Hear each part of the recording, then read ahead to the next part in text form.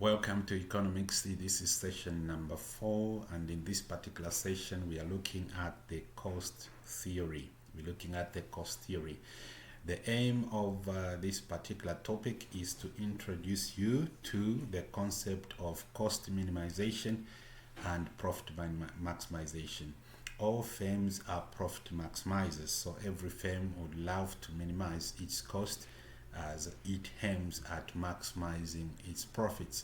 But there are certain types of firms that will maximize the profits even before minimizing its cost. So we'll be talking about all those levels of efficiency for particular firms. So let's start with the idea of profits. Let's start talking about the profits. In economics, we distinguish between what we call normal profits and abnormal profits. So what are normal profits? Normal profits is the amount of profit that is necessary to keep the entrepreneur in his or her present activities. Just the profits that are enough to keep the entrepreneur in his or her present activities is called normal profits. If there will be profits that are earned in excess of the normal profits, those extra profits will be called the supernormal profits or abnormal profits, or simply the excess profits. Now, whether the firm can maintain these abnormal profits or excess profits in the long run depends on the nature of the industry in which that particular firm is operating. Firms that are operating in a competitive industry cannot sustain the supernormal profits in the long run. So these firms can make supernormal profits in the short run, but because the nature of the industry means that there are no barriers to entry. So as the firms that are there begin to make the supernormal profits, other entrepreneurs who enter the industry in order to compete the supernormal profits. So at the end of the day, supply is expected to increase and the prices are expected to fall. Eventually, demand per individual firm will also fall, and in the long run, these firms can only make normal profits. So short run period, firms that are operating in a competitive market structure can make supernormal profits or losses, but in the long run, they can only make normal profits. That also applies to firms that are operating under a monopolistic kind of market structure, because under monopolistic market structure, the barriers to entry are so weak, so it cannot prevent the supernormal profits from being competed away. Firms that can maintain the supernormal profits in the long run are firms that are operating under oligopoly market structure, and those firms that are operating under pure monopoly, because under the monopoly market structure, it simply means we have only one firm that is a major producer in that particular industry, so that firm can maintain the supernormal profits in the long run as well. Now, what's the difference between what we call the short run period and the long run period? The short run period is a period of time in which the amount of at least one factor of production should be fixed.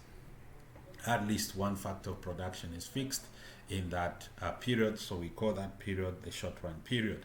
The long run period is a period sufficiently long to allow for full flexibility of all factors of production. So in the long run, there are no fixed factors of production. All factors of production and resources are variable in the long run period. So let's look at the short run cost curves. The short run cost curve. First of all, we know the total cost is the cost of all resources used to produce a given level of output. That's the total cost, and this cost is a combination of the fixed costs and the variable costs.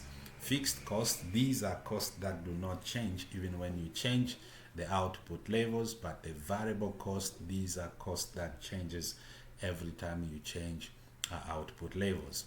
To calculate an average cost, you need to take the total cost divided by the number of units produced. So for example, the average fixed cost will be the total fixed cost divided by the number of units produced, or quantity.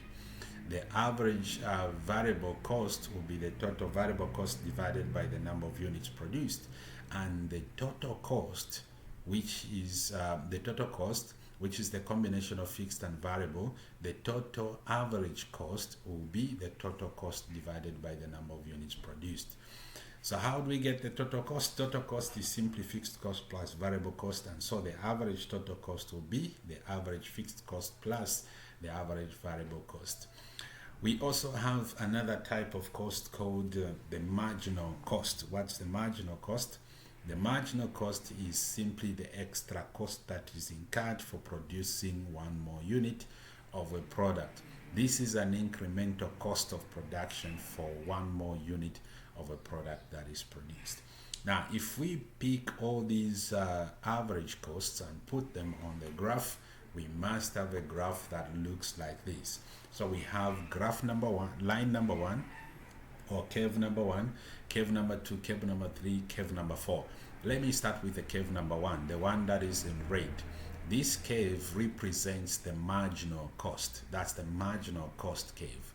It falls initially and then rises. Falls initially and then rises. The extra cost of making an extra unit of a product falls initially, then rises again. So what causes this? What causes this is what is called the diminishing marginal returns. Diminishing marginal returns sets in at the point where MC begins to rise. As MC is falling, we are experiencing what is called increasing return to scale. This is caused because because you are using the variable resource together with the fixed resources. So as you keep on adding the variable resource to the fixed resource, initially there will be increasing returns to scale, but after a certain level the costs begin to rise as you keep on adding extra variable resource to the fixed resource.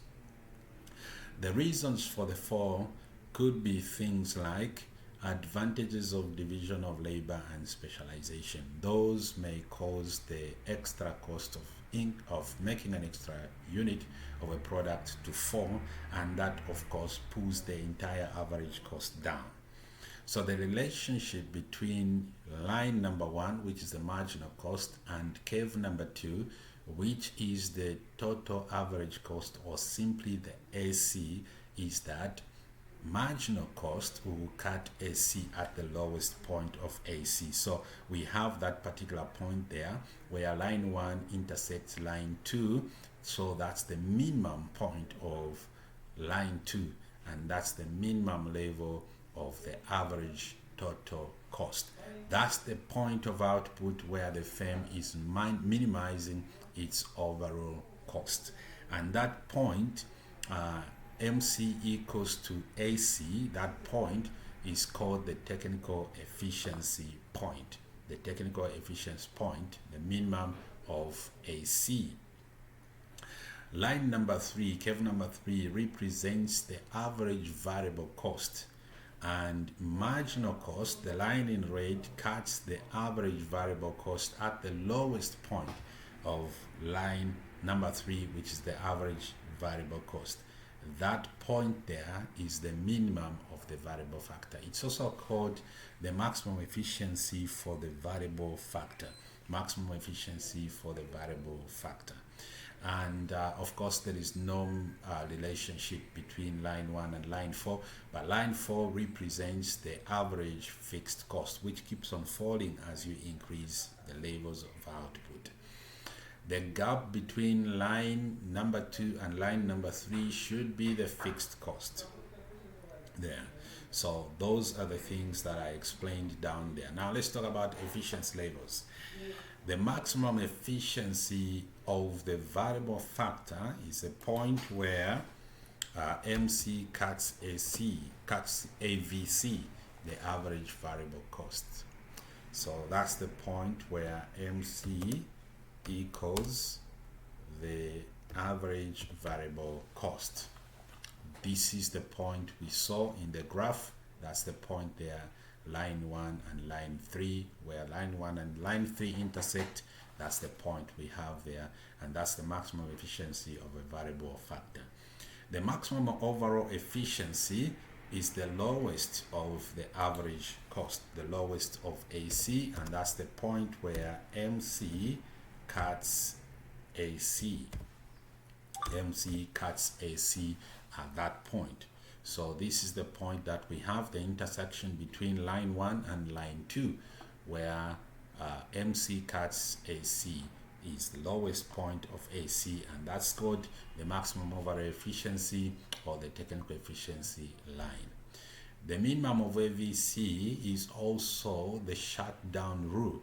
If the price is below the variable cost, there will be no contribution towards some fixed cost, and at that point the firm must shut down. So what we're saying is this: the intersection point of line 1 and line 3 should represent how far the price should go before, how far the prices should go down before the firm shuts down. If the price is below this level, if the price is below that level, then the firm has reached what is called the shutdown rule. At that point, the firm must shut down because its prices are fallen below the minimum of the variable cost, and so there will be no contribution that are made, and so the firm should definitely shut down. What is the relationship between AC and MC? The relationship between AC and MC is that when AC is falling, MC lies below it. In other words, we say when MC marginal cost is less than the average cost, marginal cost pulls the average cost downwards, hence the fall in the average cost.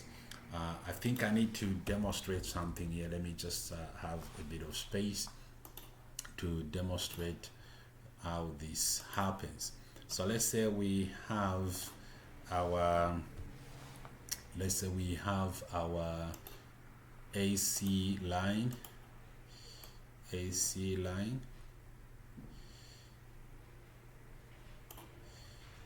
So we have our AC line, which looks like that.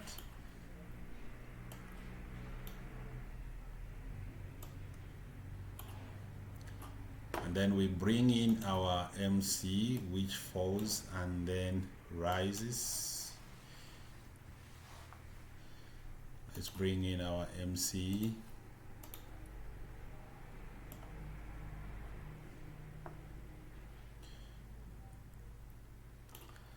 Our MC, which falls, then rises like that. Let's say this is our AC line.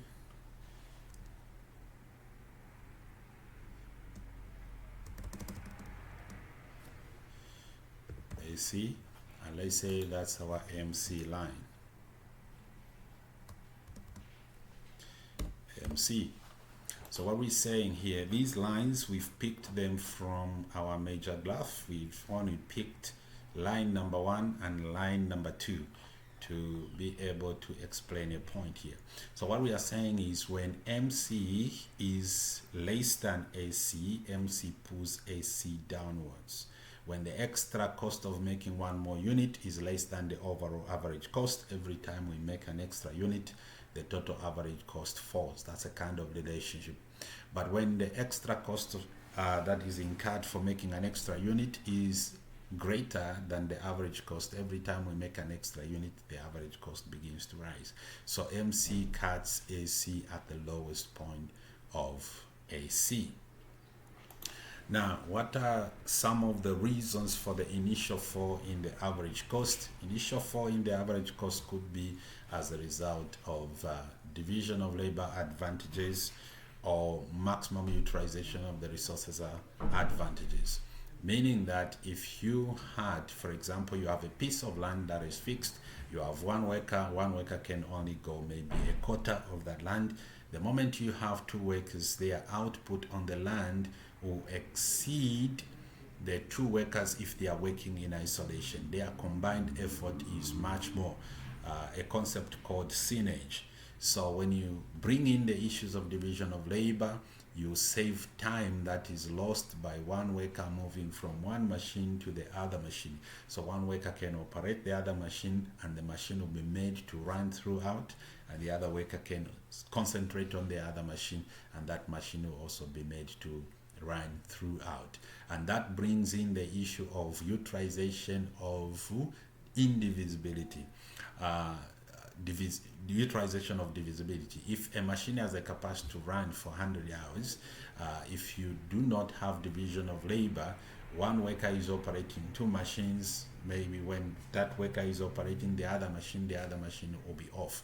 But when you have more workers, division of labor, you cause all those machines to run at full capacity and you produce much more, of course. The other reason for the initial fall in the AC is that the fixed cost per unit keep on decreasing every time you increase output. Let's go back to our initial graph.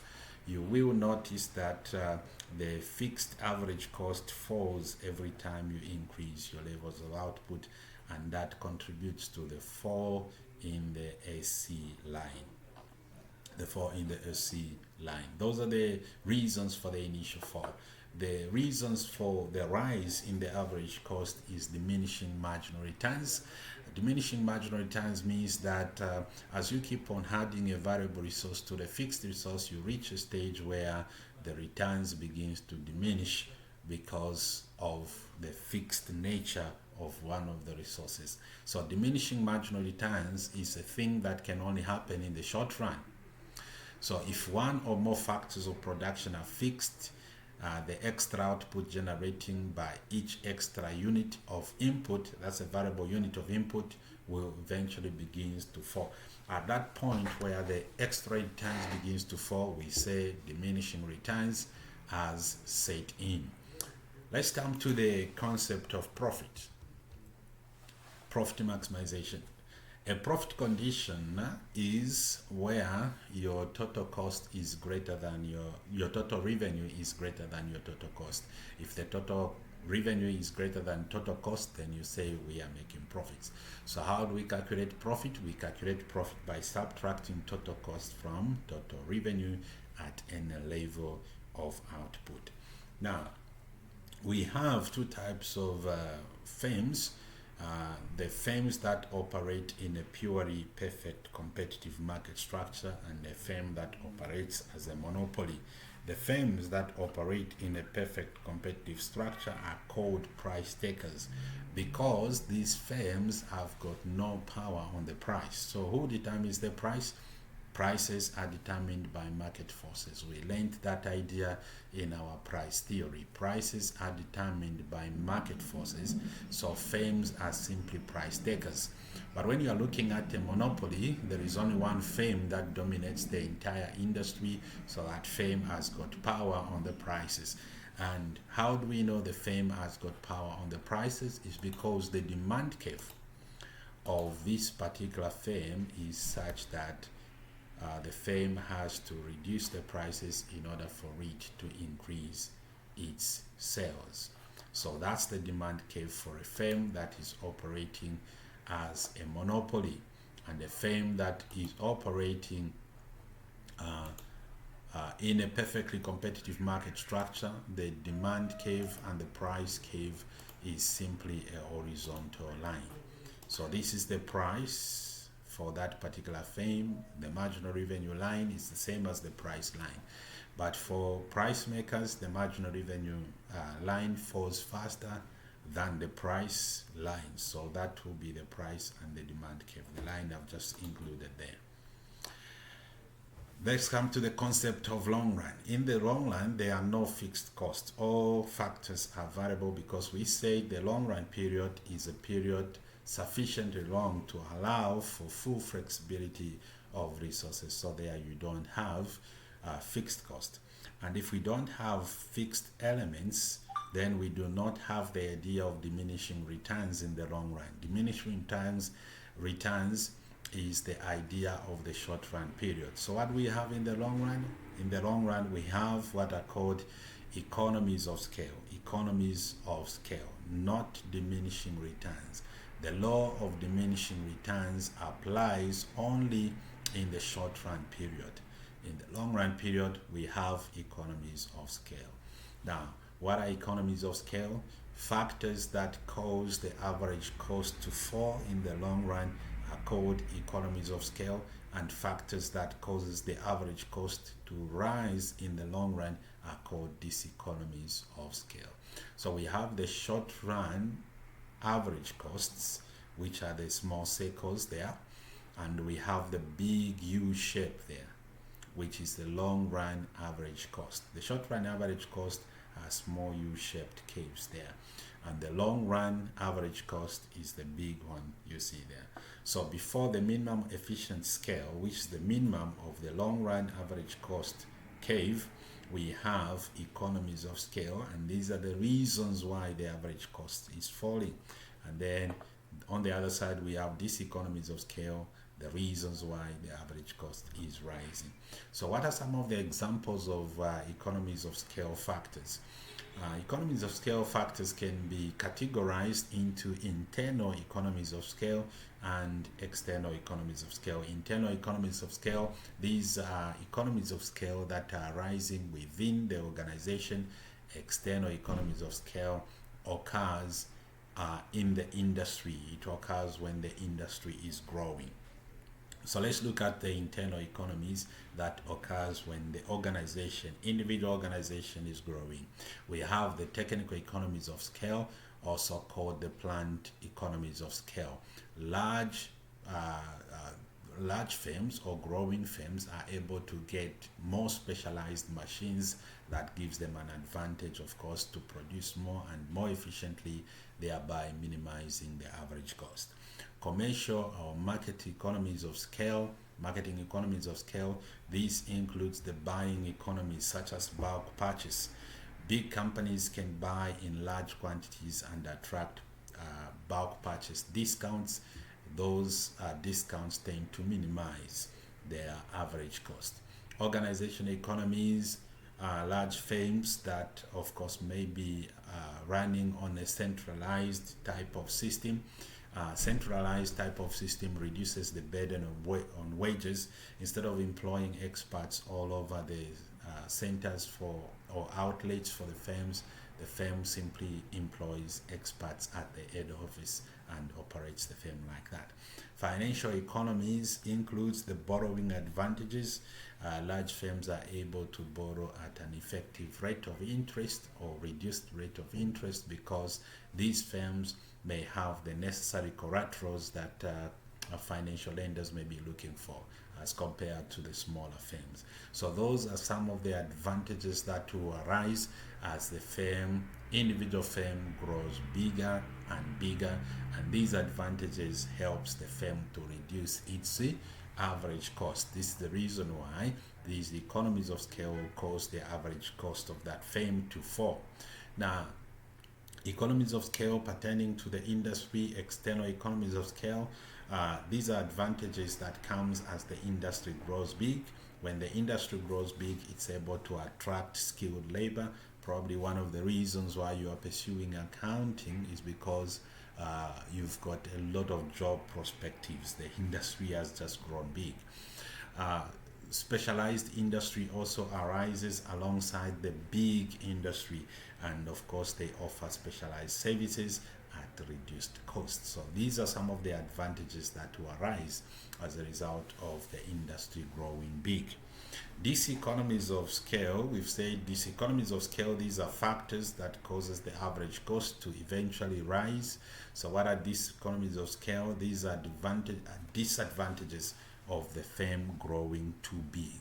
So diseconomies of scale occurs when the firm gets beyond an ideal size. The firm has just grown big and it has started having problems in terms of communication problems, chains of command problems, because the chains of command are quite excessively long.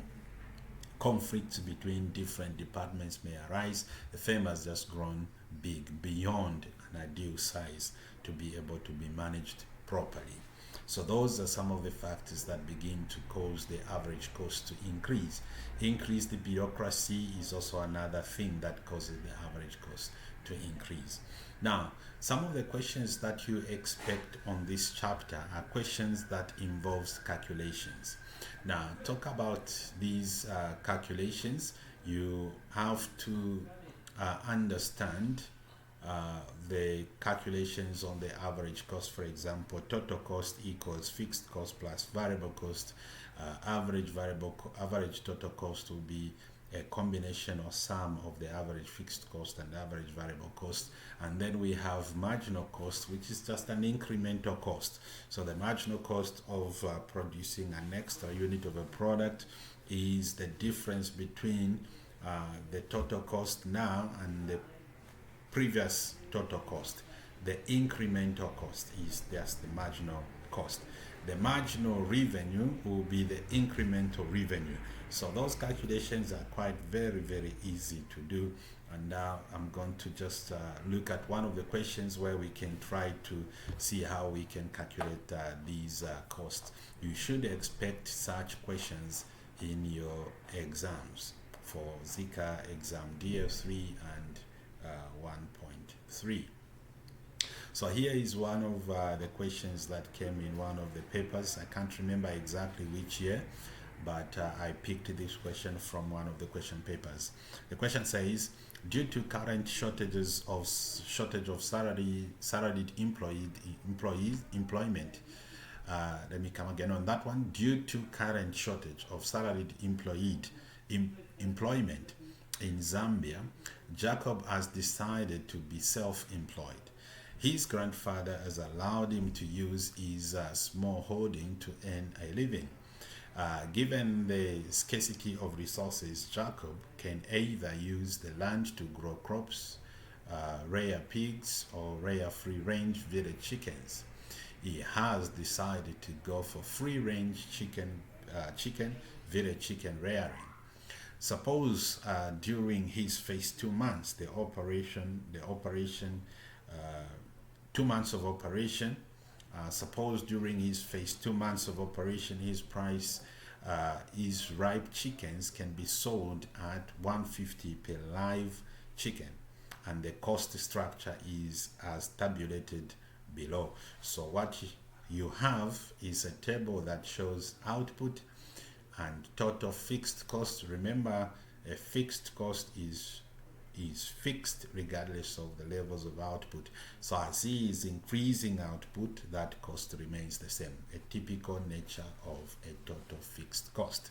Then we also have the total variable cost, and the question says required down there, complete the columns for total cost, total revenue, and profits.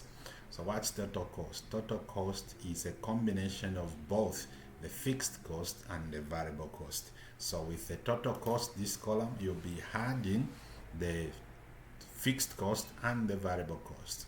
So total cost at output number 1 is the fixed cost 100 plus the variable cost 120. So there you have 220. Total cost there will be 100 plus 200. There we have 300. Total cost there will be 100 plus 290. There you have 390. Total cost there will be 100 plus 430. That will give you 530. And total cost there will be 100 plus 6 plus 590. That of course will be 690. What is total revenue? Total revenue is the price multiplied by the quantity sold. The price multiplied by the quantity sold. That's the total revenue. Price multiplied by the quantity, total revenue. So at output 1, the price is 150. So 1 multiplied by 150, you should have 150. When output is 2, what's the total revenue? Sold 2 chickens at 150 each, the total revenue should be 300. Sold 3 chickens at 150 each, the total revenue should be 450. Sold 4 chickens at 150 each, the total revenue should be 600. Sold 5 chicken at 150 each, the total revenue should be 700. 750. Those are the total revenues. What are the profits? Profit is total revenue minus total cost. Profit is total revenue minus total cost. So the profit for the first one is total revenue 150 minus the total cost 220. That should be a loss of 70. Here total revenue 300, total cost 300, that's break even. Profit should be 0. Total revenue 450 minus 390, the profit there should be 60. Then you have 600 minus 530, the profit there should be 70. Then 750 minus 690, the profit there should be 60.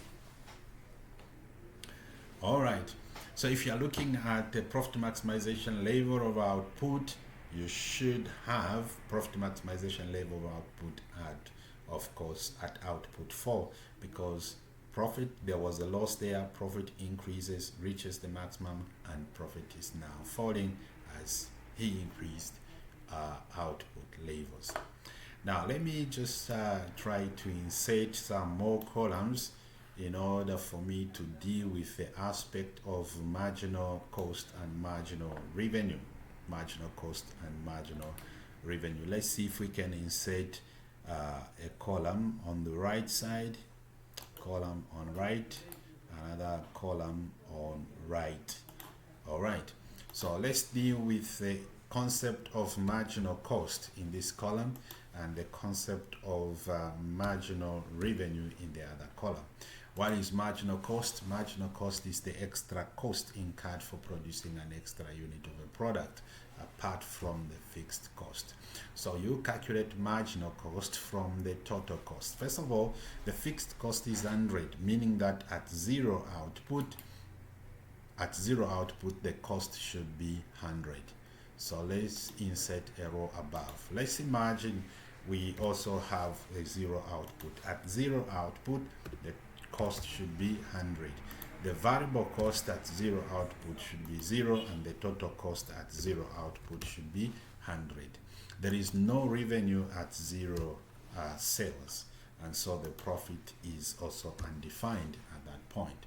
So what will be the marginal cost? You don't have the marginal cost at zero output because you have not produced anything. Marginal cost is the extra cost incurred for producing an extra unit of a product. So if you're looking at the total cost here, what's the marginal cost of producing that one unit of a product? Is the difference between the previous cost and the current cost. So it's the 220 minus 100, which of course will be 120. What's the marginal cost of producing unit 2?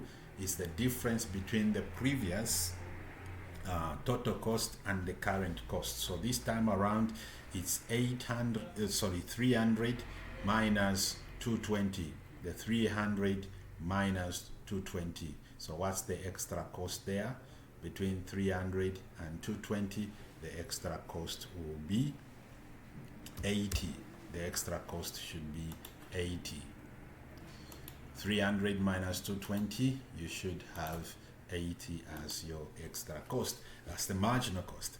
What's the marginal cost of producing unit number 3? Is the difference between the previous cost and the current cost. 390 minus 300, so the marginal cost there should be 90. What's the marginal cost of producing that extra unit?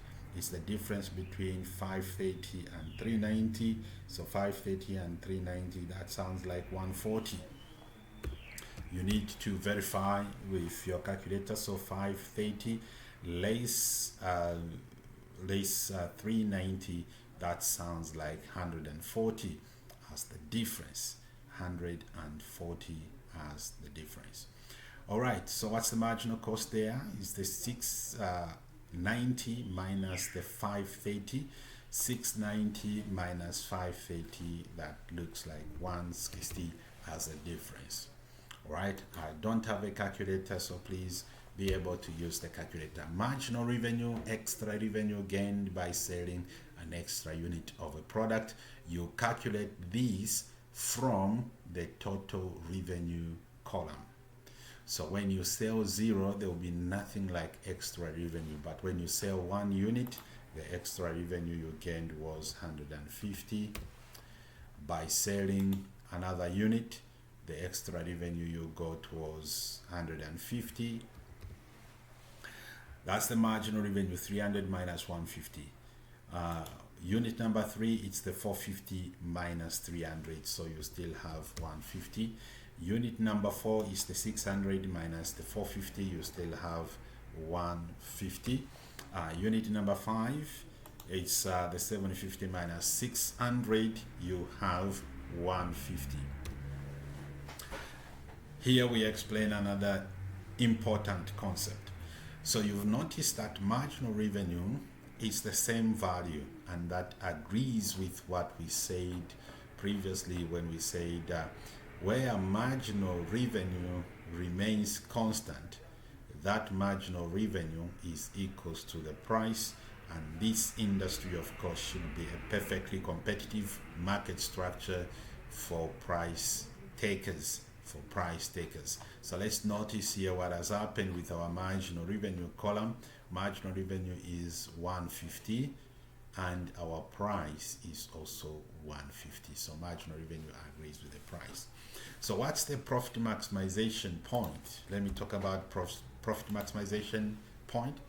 Profit maximization point is the point where MC equals MR. At the point where MC equals to MR, you expect the profits to be at the maximum at that particular point.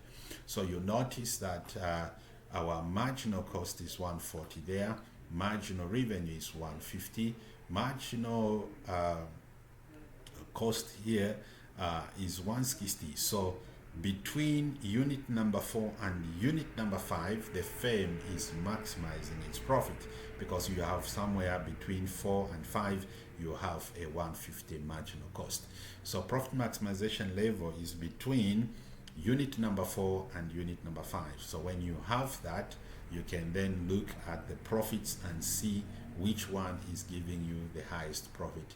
In this case, we found that 70 is higher than 60 profit there, so you conclude that the profit maximization point is unit number 4. However, the other way to look at profit maximization is just to look at the point where MC equals to MR. You say around that point, the firm is maximizing its profit. Thank you for your attention. We can come back to these ideas when we start our revisions. For now, look out for session number 5, where we'll begin to look at the market structures. About 15% of our syllabus. Very, very important topic. Thank you so much.